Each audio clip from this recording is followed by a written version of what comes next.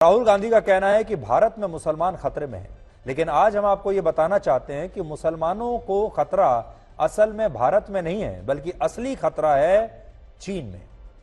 हमारे पास नई तस्वीरें आई हैं जो चीन के यूनान प्रांत के एक छोटे से शहर की हैं जिसे नागू कहते हैं। और इस शहर में लगभग 650 साल पुरानी एक विशाल मस्जिद है जिसके कुछ हिस्सों पर स्थानीय प्रशासन और पुलिस बुलडोजर चलाना चाहती थी। देखिए, वहां पर भी बुलडोजर चलता है, लेकिन इस दौरान भीड़ ने पुलिस पर हमला कर दिया और इसके बाद पुलिस पर पत्थर बरसाए गए।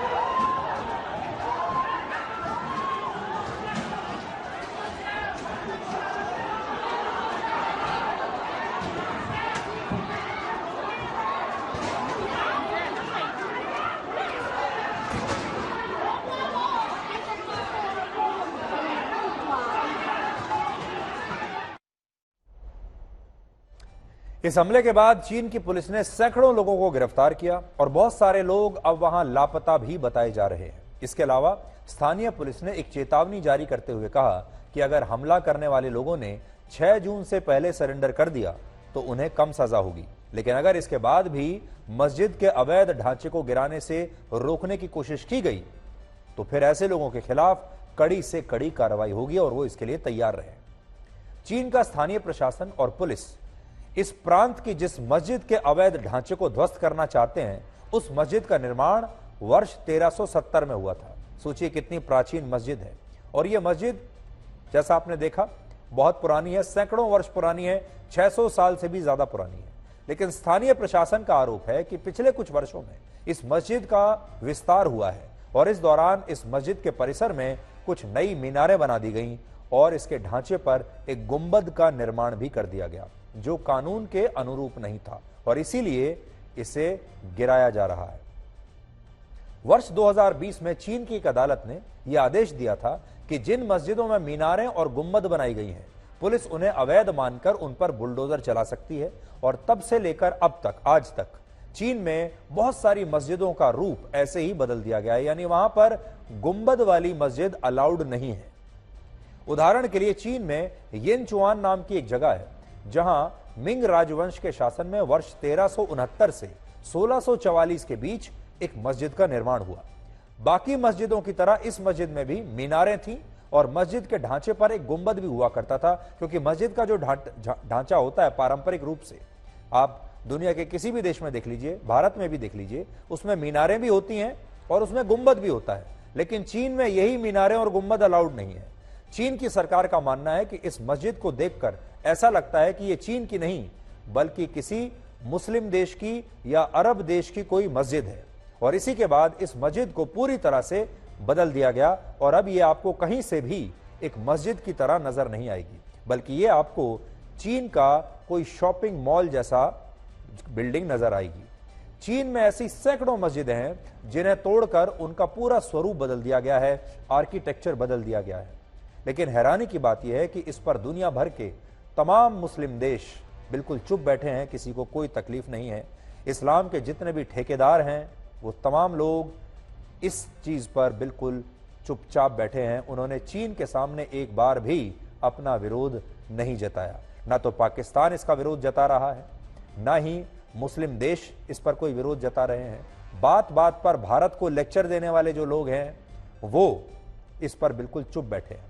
नुपुर शर्मा से लेकर कर्नाटक के स्कूल कॉलेजों में हिजाब पहनने के मुद्दे पर जिन 57 मुस्लिम देशों के संगठन ऑर्गेनाइजेशन ऑफ इस्लामिक कोऑपरेशन ने भारत की निंदा की थी, उनमें से एक भी देश ने चीन में इस तरह खुलेआम मस्जिदों को तोड़ने पर या मुसलमानों पर अत्याचार करने के लिए चीन की जरा भी आलोचना नहीं की है।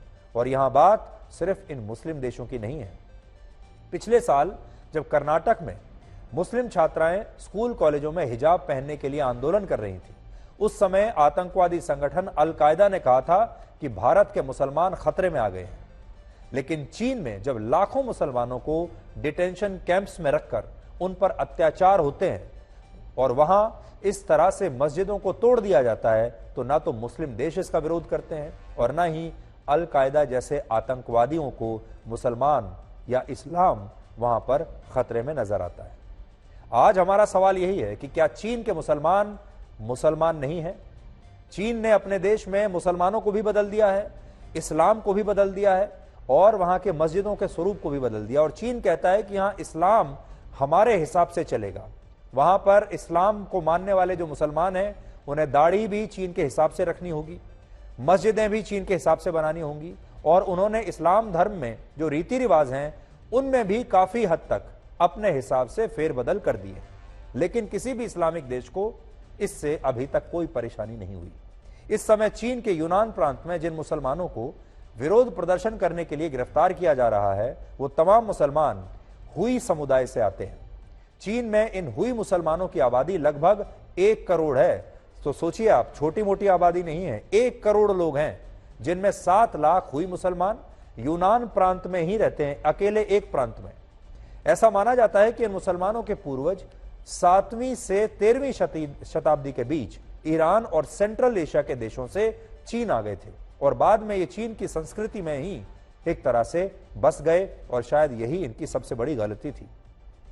भारत में अगर आ गए होते तो आंदोलन करने का हर अधिकार इन्हें मिलता, सरकार को बुरा भला कहने का हर अधिकार इन्हें मिलता, किसी भी स्कूल कॉलेज में हिजाब पहनने की जिद करने का अधिकार इन्हें मिलता, भारत की सुप्रीम कोर्ट में याचिकाएं डालने का पूरा अधिकार इन्हें मिलता, पाकिस्तान की तारीफ करने का पूरा अधिकार इन्हें मिलता।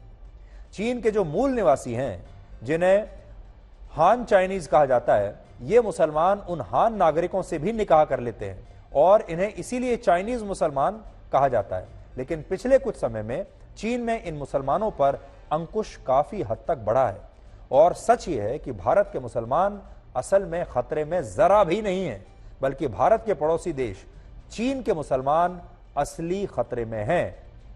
लेकिन लोगों की नजर चीन पर जा नहीं रही और या फिर जा भी रही है तो किसी में इतनी हिम्मत नहीं कि वो चीन के खिलाफ आवाज उठा सके।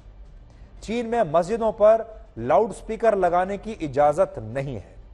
चीन में मोहम्मद, जिहाद और इस्लाम जैसे कम से कम 20 नामों पर प्रतिबंध है और अगर वहां कोई परिवार अपने बच्चों का नाम मोहम्मद या जिहाद जैसा शब्द इस्तेमाल करना चाहता है तो उसे गिरफ्तार कर लिया जाता है। और चीन के शिनजियांग प्रांत में वीगर मुसलमान ना तो असामान्य रूप से लंबी दाढ़ी रख सकते हैं, ना ही सार्वजनिक स्थानों पर नकाब और हिजाब पहन सकते हैं और ना ही सरकार के टीवी चैनल को देखने से इनकार कर सकते हैं। यानी टीवी चैनल कौन सा देखना है ये भी वहां की सरकार ही बताती है और वो इनकार नहीं कर सकते।